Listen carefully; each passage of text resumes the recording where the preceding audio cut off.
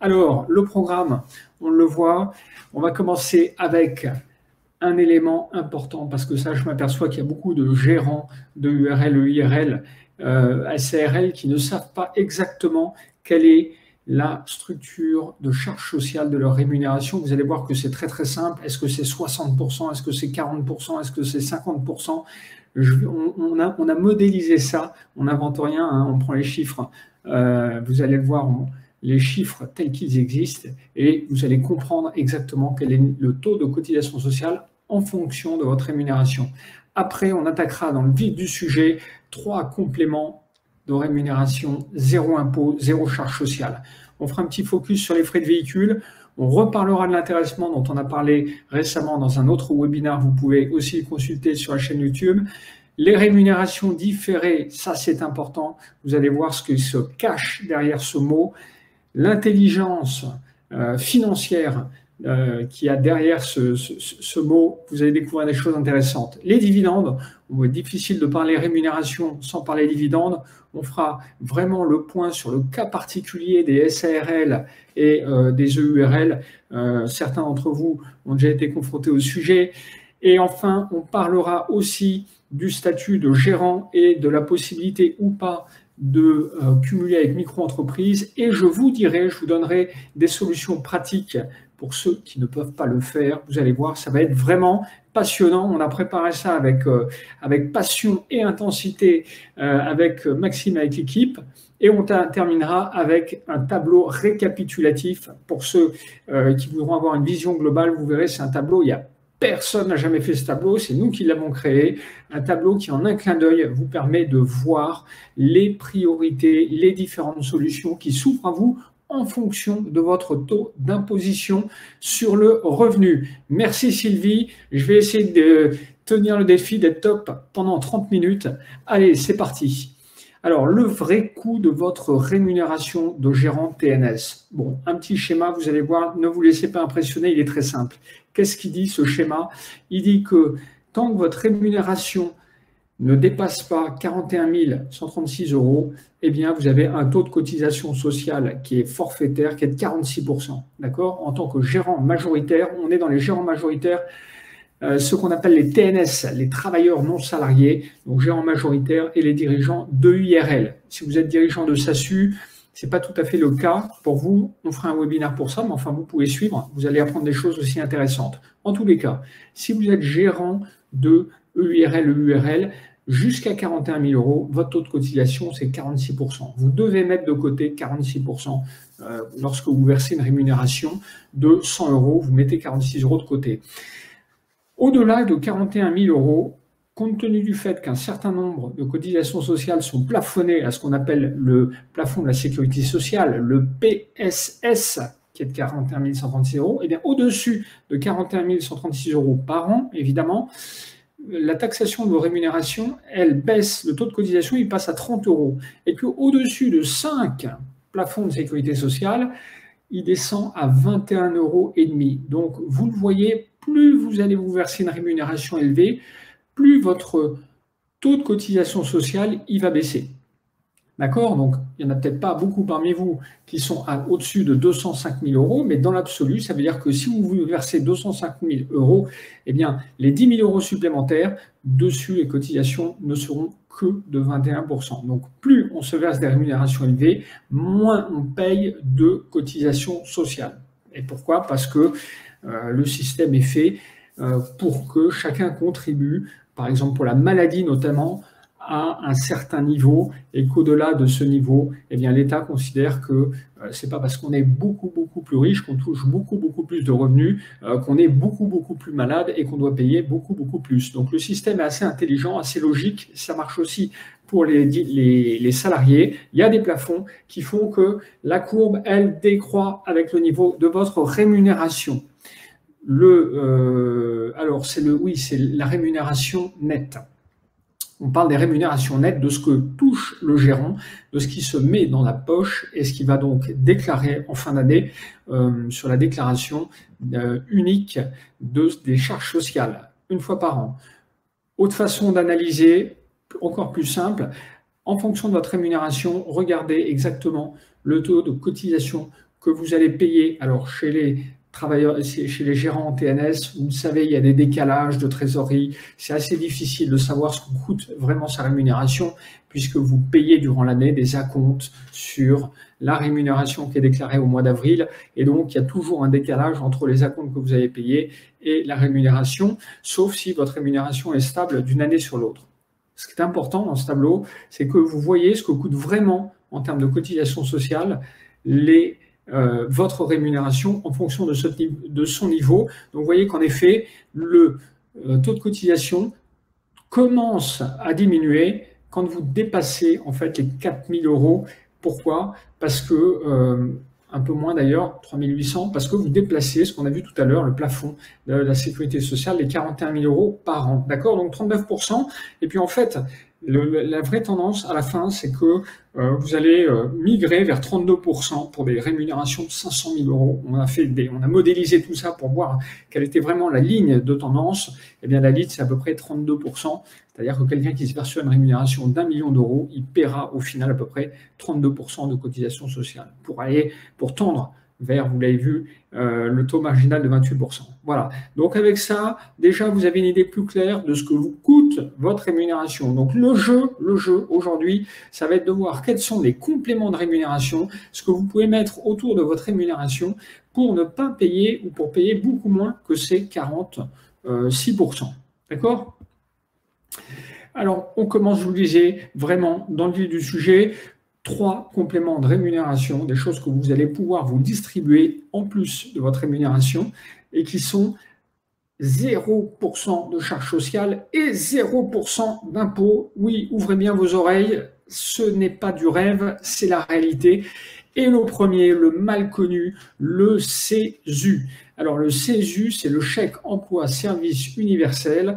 Jusqu'à 1 830 euros, ça c'est cadeau, c'est le Père Noël. Tous les ans, le Père Noël passe et vous êtes 98% à le laisser passer alors qu'il a un cadeau pour vous, c'est le CESU.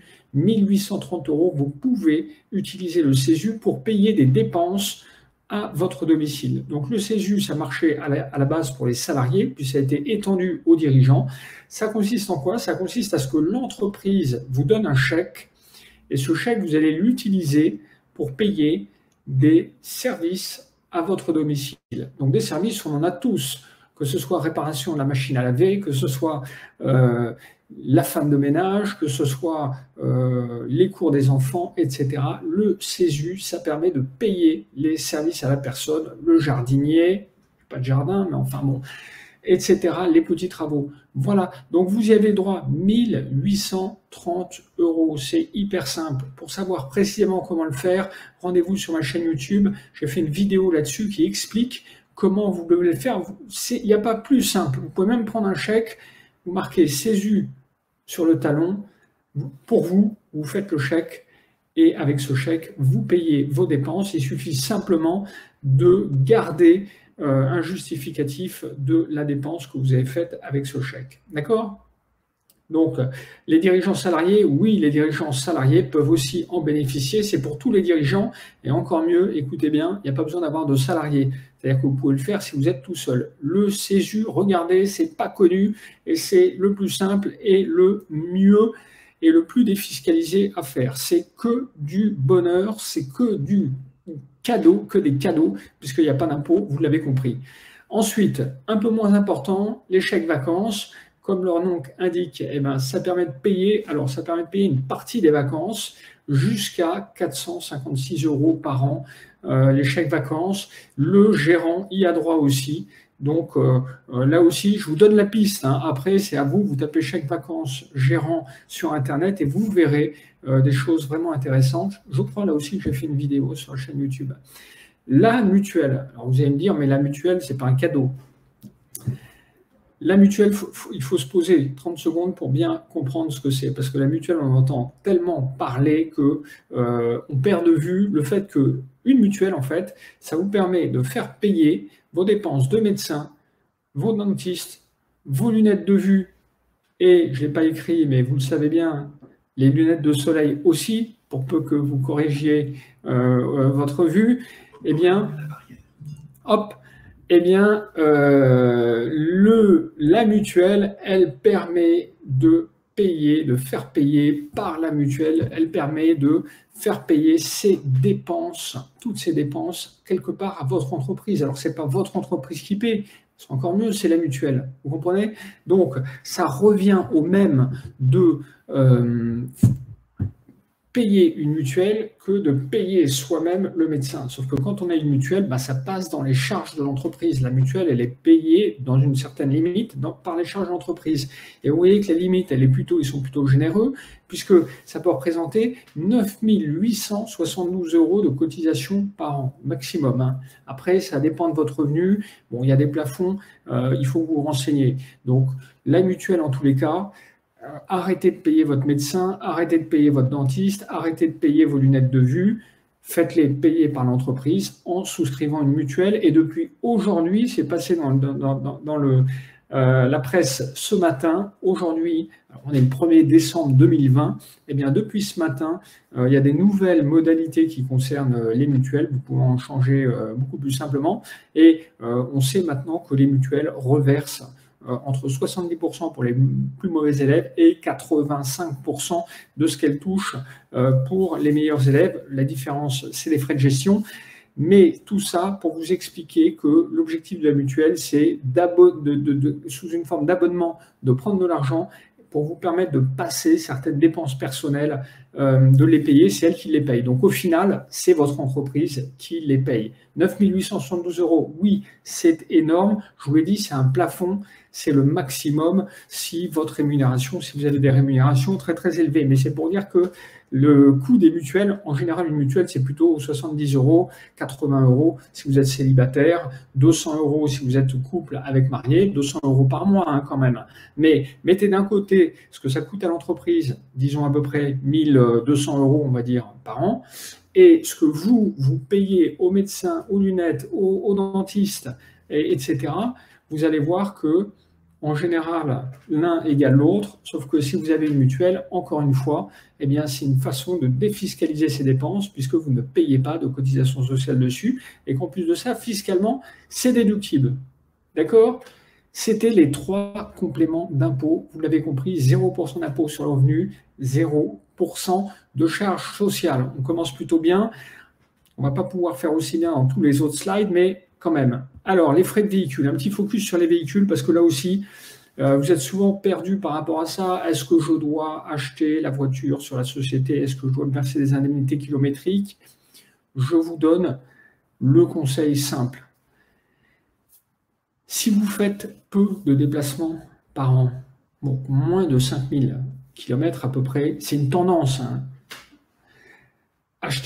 Faites acheter le véhicule par votre société. Pourquoi? Parce qu'avec moins de 5000 km par an, vous allez vous verser très très peu pour finir d'indemnité kilométrique. D'accord? Si vous faites 1000 km par an, vous allez vous verser à peu près 500 € d'indemnité kilométrique. Ce n'est pas très très intéressant. Donc à ce moment-là, mieux vaut que la voiture soit sur la société parce que là, il n'y a pas de limite en termes de coût et qu'une voiture, ça coûte, quand on intègre son prix d'achat, ça coûte beaucoup plus que 500 € par an. D'accord? Si au contraire, vous avez plus de 5000 km par an, eh bien, mettez en place des indemnités kilométriques, c'est-à-dire que la carte grise est à votre nom.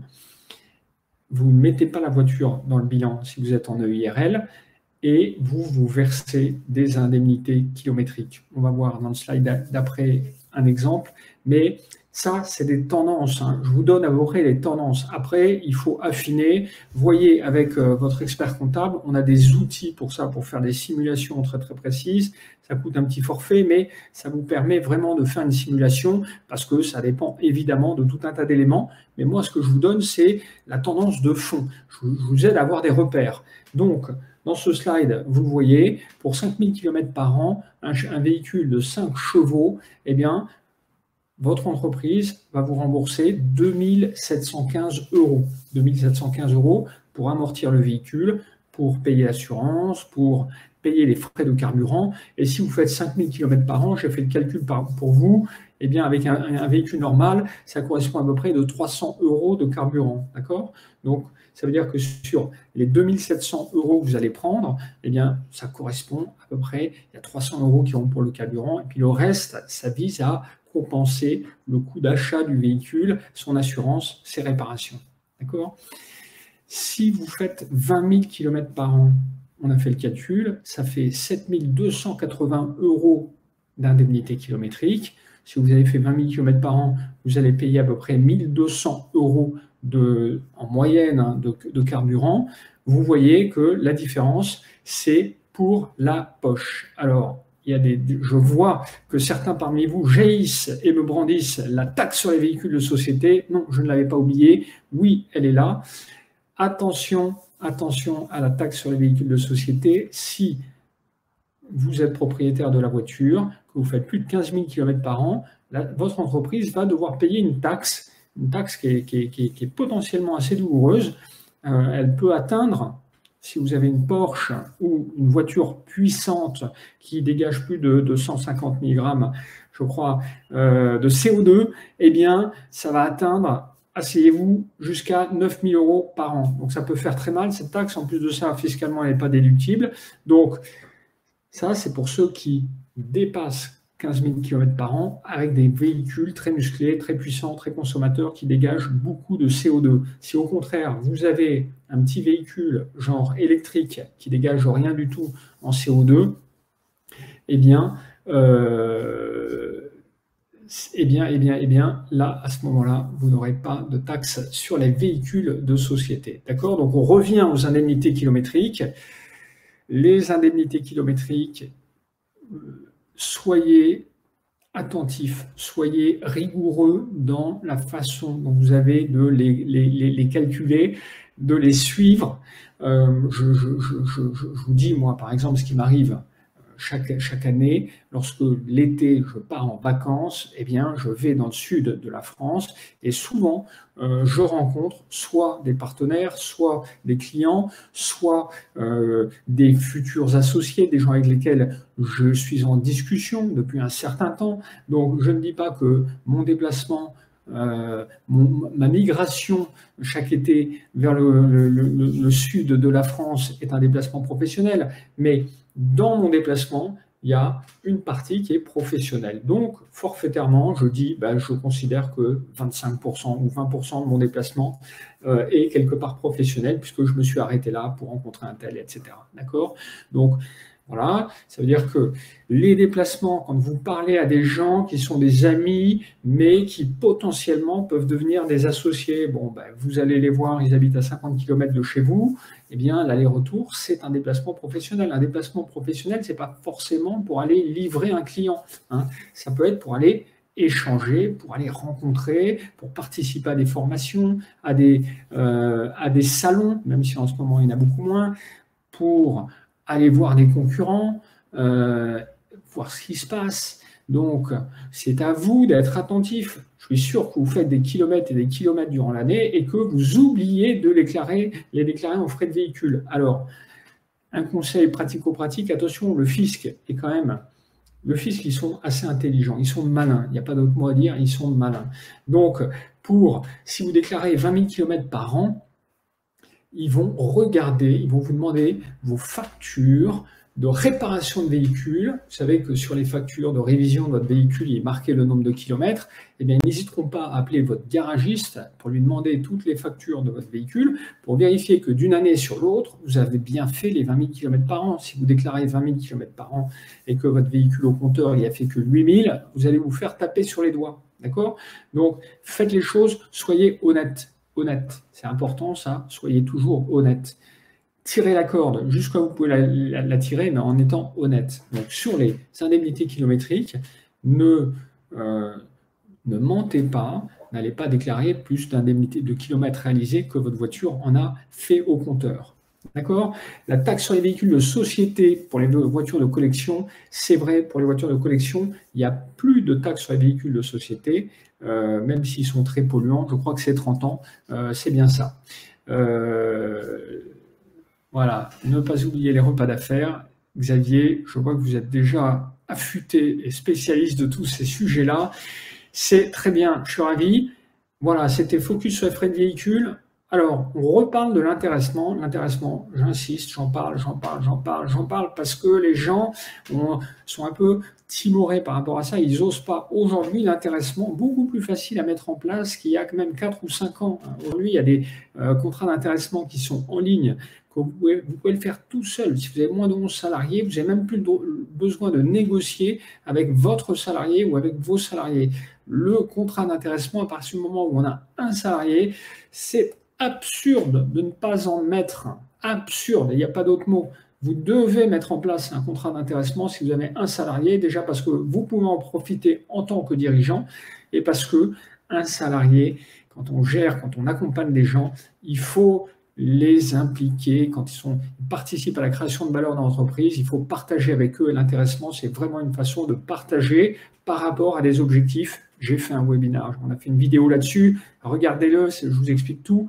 Mais par rapport à un objectif, voilà, qui est la priorité de l'entreprise. Donc, si votre priorité, c'est la qualité de votre service, eh bien, votre salarié, si vous en avez un seul, il doit être à fond là-dessus. Et pour ça, il faut lui fixer un objectif et lui donner une rétribution. Eh bien, cette rétribution, si c'est mis dans le cadre d'un plan d'intéressement, il n'y a que 9,7% de charges sociales. Et ça vaut pour vous aussi, dirigeant, puisque je vous le rappelle, le dirigeant, il peut recevoir comme intéressement autant que la prime versée la plus élevée à ses salariés. En tous les cas, s'il y a plusieurs salariés, eh bien, il a le droit d'avoir la même prime que le salarié le mieux rémunéré. Voilà.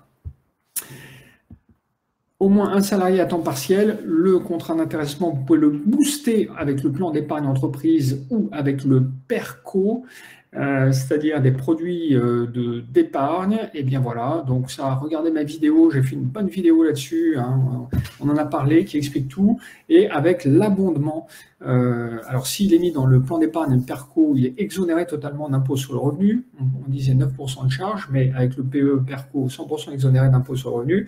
Et en plus de ça, ça permet d'avoir un abondement, c'est-à-dire que l'entreprise va pouvoir rajouter un petit chèque jusqu'à 3 290 € par an, qui doit représenter 3 fois le montant versé sur le plan d'épargne entreprise.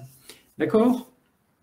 L'intéressement, on continue, c'est pas terminé, il y en a encore. Alors, la rémunération différée. La rémunération différée, ça veut dire quoi? Ça veut dire que c'est une rémunération que vous n'allez pas toucher tout de suite, vous allez la prendre, elle est totalement défiscalisée, totalement exonérée d'impôt sur le revenu, par contre elle est bloquée, et vous allez la récupérer dans un certain nombre d'années. Et là, vous allez les toucher, et il n'y aura toujours pas de charge sociale, et potentiellement pas d'impôt sur le revenu. D'accord? C'est quoi ce système-là? L'argent que vous prenez maintenant, vous le mettez en banque, vous le reprenez dans 10 ans, ben c'est la retraite, c'est le système de la retraite. Alors, retraite privée, c'est votre. Vous avez le droit, quand vous êtes dirigeant, de gérer, de structurer votre propre système de retraite. Alors, ça s'appelait les contrats Madelin, les contrats de retraite Madelin. Alors, depuis le 1er octobre 2020, ça n'existe plus, ou du moins, les nouveaux contrats ne portent plus ce nom. Maintenant, c'est des plans d'épargne retraite individuels ou collectifs.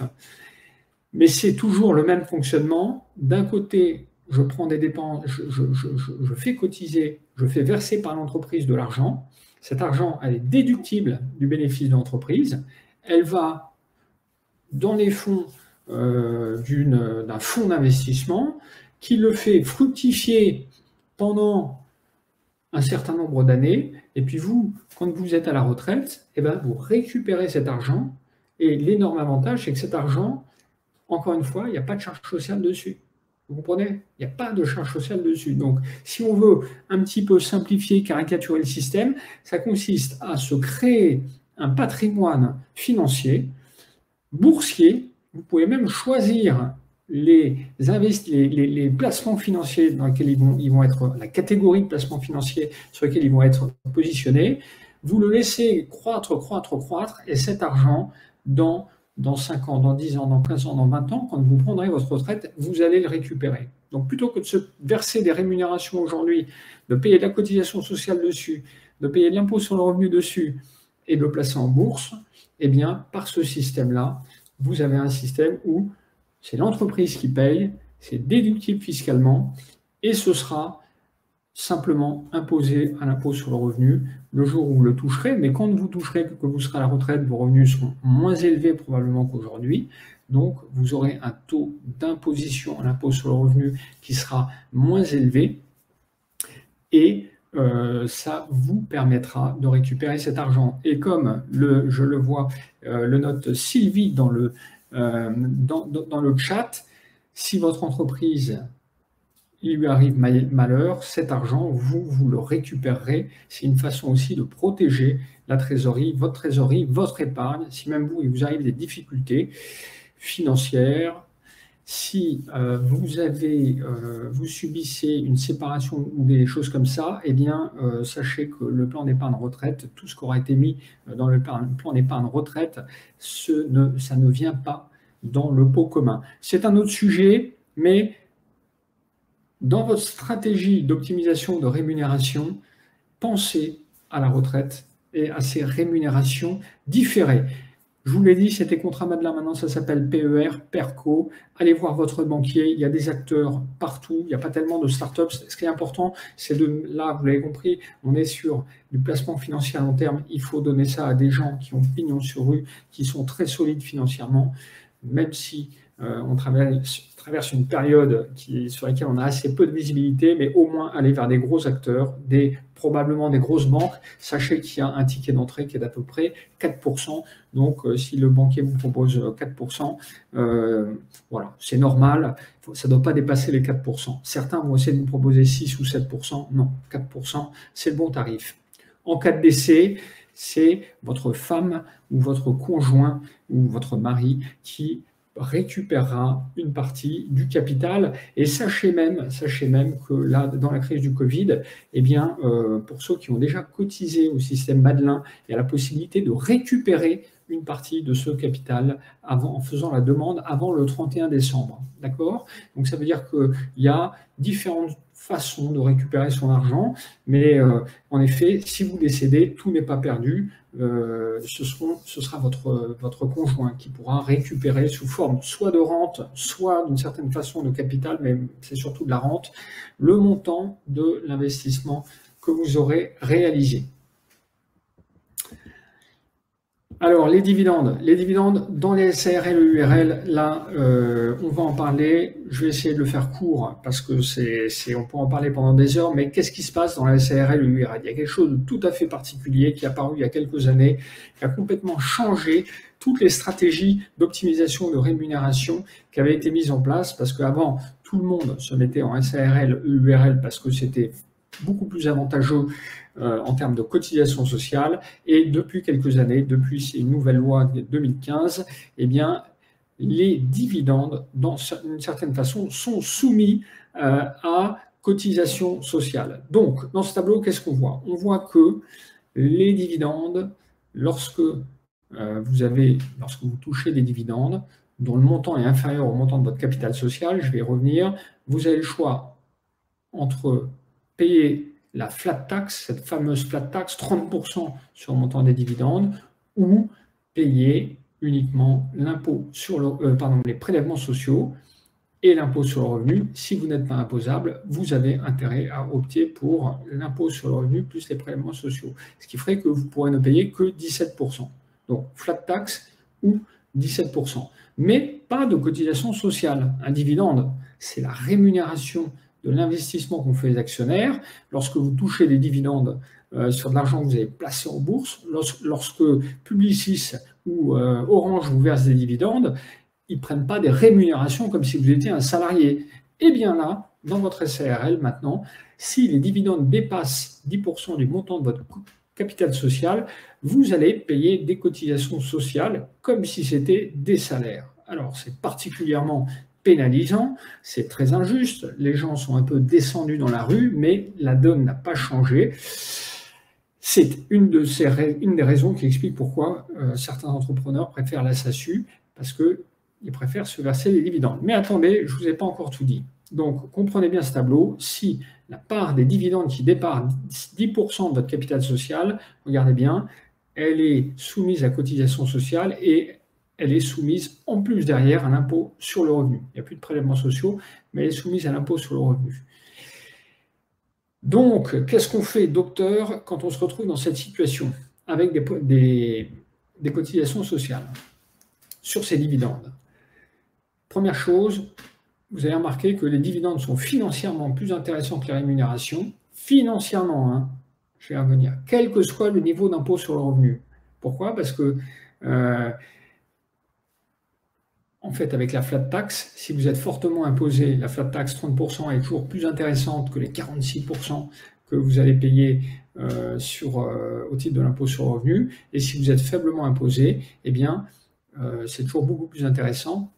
Oubliez les charges sociales plus l'impôt sur le revenu. Et si vous êtes très faiblement imposé, eh bien, vous ne paierez que 17% de cotisations sociales sur vos dividendes, alors qu'en rémunération, vous allez payer 46%, on l'a vu tout à l'heure. Donc, les dividendes, financièrement, ils sont plus intéressants que les rémunérations. Sauf si vous tombez dans la mauvaise case, c'est-à-dire au-dessus de 10%, où là, vous prenez les cotisations sociales et l'impôt sur le revenu plein pot. Donc, il faut éviter cette case des 10%. Il y a une chose qui est très importante que vous devez noter, c'est que les dividendes, que vous ne devez pas perdre de vue, c'est que les dividendes, il n'y a pas de droits et d'avantages sociaux attachés aux dividendes. Donc, si vous décidez, on ne peut pas décider de verser 100% dividendes ou 100% rémunération. Hein.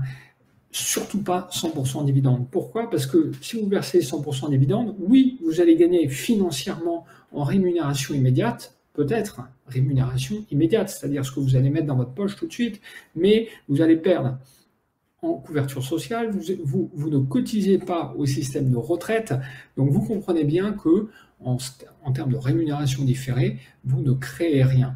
Donc il ne faut pas avoir une vision trop étroite, une analyse trop étroite, trop à court terme de la gestion de vos finances en termes de rémunération. Il faut essayer de projeter et ayez en tête que même si les dividendes, c'est financièrement plus intéressant, ça ne vous donne aucun droit. Donc, vous allez voir, ça va être très simple. Je vais vous donner ma recommandation.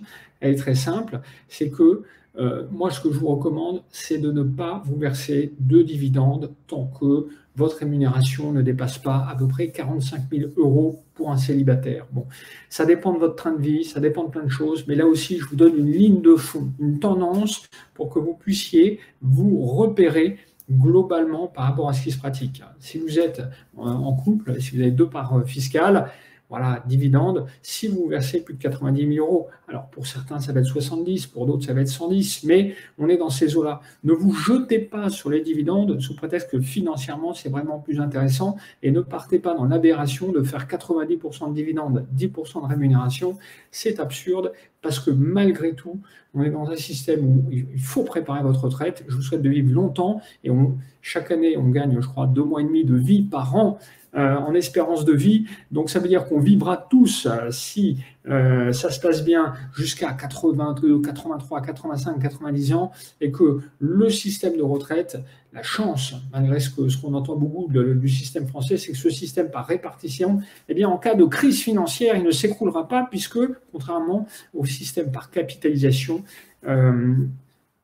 le ballon se dégonflera via le système par capitalisation, alors que le système de répartition, ce seront toujours les jeunes qui paieront pour les vieux. Donc, si jamais la grosse crise financière qu'un certain nombre d'analystes prédisent arrive, eh bien, avec le système par répartition, on sera protégé. D'accord? Donc, ce qui est important de retenir, c'est que dans l'approche l'arbitrage rémunération-dividende, eh bien, soyez vigilants, ne privilégiez pas bêtement les dividendes sous prétexte que ça rapporte plus. Donc, si vous avez ce problème de capital social, par exemple un petit capital, 1 000 € de capital social ou 5 000 € de capital social, vous comprenez bien que vos dividendes, ils vont tout de suite être considérés comme des rémunérations. Donc, comment on fait pour sortir de cette ornière, de sortir de cette mauvaise case très pénalisante, celle qui était là à l'écran tout à l'heure? Eh bien, première solution, vous transformez votre SARL en SASU. Alors, oui, évidemment, mais attention, parce qu'en SASU, les cotisations sociales sont plus élevées, donc vous allez gagner d'un côté et perdre de l'autre. Évidemment, c'est une solution, je vous le dis, c'est pas la seule. La deuxième, qui est beaucoup plus intelligente et qui vous permet de garder tous les avantages, c'est de créer une holding au-dessus de votre société, une holding qui va être une SARL. Vous allez apporter à votre holding les titres de votre société actuellement, et les titres de votre société, supposons qu'ils soient valorisés 50 000 euros ou 100 000 euros ou 200 000 euros, 200 000 euros, eh bien vous les apportez. Cette valeur de titre, ça devient le capital de votre holding, et donc sans que vous ayez 1 euro à débourser, eh bien votre holding elle se retrouve avec un capital par exemple de 200 000 euros, et donc les 10% de 200 000 euros, ça fait 20 000 euros. Vous pouvez vous verser 20 000 euros de dividendes par an par ce système. Vous comprenez? Donc, vraiment, on rajoute un étage, on augmente comme ça le capital via l'apport en nature, et ça permet aux gérants qui se rémunèrent maintenant dans la holding, qui se rémunèrent plus en bas, qui se rémunèrent là-haut dans la holding, de se verser une rémunération et des dividendes,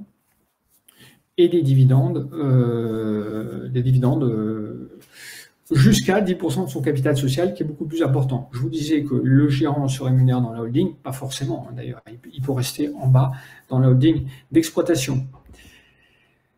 Alors, on a presque terminé, on traite de ce sujet du gérant et micro-entreprise. On me pose souvent la question, vous l'êtes probablement posé, micro-entreprise, est-ce qu'en tant que gérant, je peux aussi être micro-entrepreneur et pourquoi pas facturer à mon entreprise des services qui viennent en complément de mon activité de gérant? Très bonne idée, sauf que ce n'est pas possible. Techniquement, vous allez vous faire blackbouler, vous allez vous faire dégager par l'URSSAF quand vous allez faire votre demande d'immatriculation de micro-entrepreneur. Mais attendez, ne raccrochez pas, vous allez voir ce que vous allez pouvoir faire qui est beaucoup plus intelligent.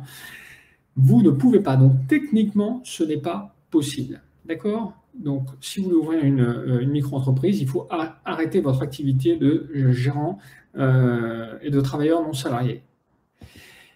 Mais c'est possible pour le conjoint. C'est possible pour votre conjoint. Votre conjoint, il a le droit d'être micro-entrepreneur et de vous facturer votre entreprise. Donc, regardez ce petit tableau parce qu'il y a une troisième chose que j'ai à vous dire. Vous voyez à gauche le URL SARL, on l'a vu, 45-46% de taux de cotisation sociale par rapport au net. Dans la micro-entreprise, 28%. Les connaisseurs vont me dire, non, c'est pas 28, c'est 22. C'est 22% du chiffre d'affaires, donc du brut. Donc, si on se réfère par rapport au net, ça fait 28% du net. Voilà, vous savez tout. Eh bien, entre les deux, il y a une solution qui est beaucoup plus intelligente, qui est le SMIC. Le SMIC, c'est salaire minimum. Pour le conjoint, il permet de baisser le coût de la rémunération. Vous savez que sur les SMIC, il y a très très peu de cotisation patronale, il n'y a que 4% de taux de cotisation patronale. Donc, par rapport au net, le taux de cotisation sur un salaire au SMIC, c'est 34%. Et c'est 34% avec les cotisations du Pôle emploi. Donc, en versant à votre conjoint une rémunération au SMIC, vous lui assurez de cotiser au Pôle emploi, donc d'avoir un système d'assurance chômage dont elle pourra bénéficier le jour où, 3 petits points, beaucoup plus intelligent que de lui verser une rémunération de micro ou de lui payer des honoraires de micro-entreprise sur lesquels il n'y a aucun droit, il y a très faible droit en termes de retraite et il n'y a aucun droit en termes d'assurance chômage. Donc voilà, ça c'est une petite astuce. Gérant de micro, pas possible. Gérant et micro, pas possible, sauf pour le conjoint. Et moi, je vous dis, mieux que le statut de micro pour le conjoint, passez-le au SMIC. Tableau récap, le hit parade. Voilà, regardez le tableau que je vous avais promis. Il est très simple. Vous voyez que pour 100 euros, que vous allez vous mettre dans la poche, que vous allez toucher, qui va arriver sur votre compte en banque, voilà ce que ça coûte à l'entreprise. Donc les indemnités kilométriques, si vous le passez, et en fonction de votre taux marginal d'imposition. Donc en général, j'ai mis les 3 taux principaux, 0%, 11%, 30%.